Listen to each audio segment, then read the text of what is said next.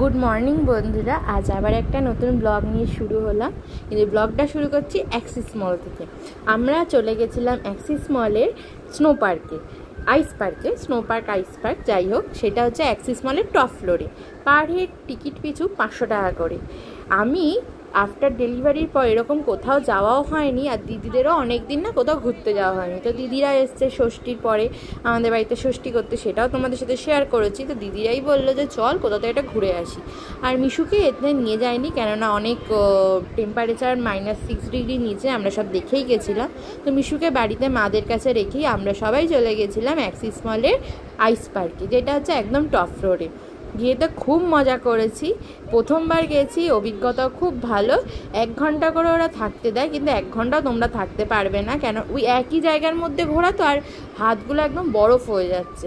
তো চলো ব্লগটা দেখতে থাকো, আশা করি সবার খুব ভালো লাগবে। আমরা সব ভাই বোনরা মিলে আজকে অনেক দিন পর বেরিয়েছি, সবাই এক জায়গায় হয়েছি।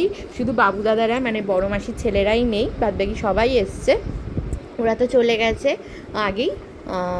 তো চলো ব্লগটা শুরু করি। বেশ মজা হয়েছে, কিন্তু কলকাতায় অনেক জায়গায় আছে, কিন্তু আইস পার্কটা আমরা চয়েস করেছি কেননা আমাদের অনেক দিন পাহাড়ে যাওয়া নেই, পাহাড়ে যাওয়াও হয়নি। তো আইসের একটু ফিল নেওয়ার জন্য, যা গরম পড়েছিল ওই ষষ্ঠীর সময়, ওই গরমের মধ্যে না কোথাও গিয়ে মানে আমরা দুপুরবেলা বাইরে খেয়েছি, খেয়ে দিয়ে না কোথাও ওই এই গরমের মধ্যে থাকতে ইচ্ছা, তার জন্য আইস পার্কটাই ভালো চয়েস করেছিলাম। তো আমরা তো সবাই খুব এনজয় করেছি, তোমরা দেখতেই পাবে ভিডিওর পরে, সব ভিডিওর মধ্যে অনেক কিছুই দেখতে পাবে। আর বলাই হয়নি অ্যাক্সিস মলটা কোথায়। অ্যাক্সিস মলটা হচ্ছে নিউ টাউনে।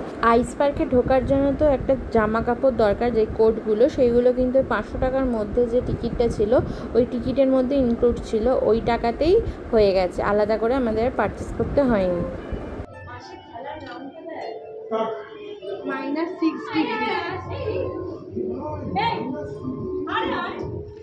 ভিডিও বানালে হতো তো, সেই ঝাঁপ মারবো দি তারপরে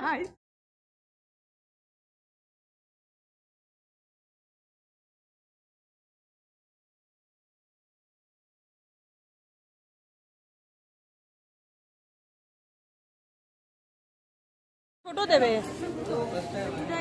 আমাকে দিন পড়ি টাকা।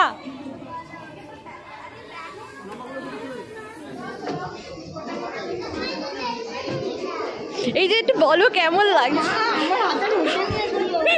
বলো।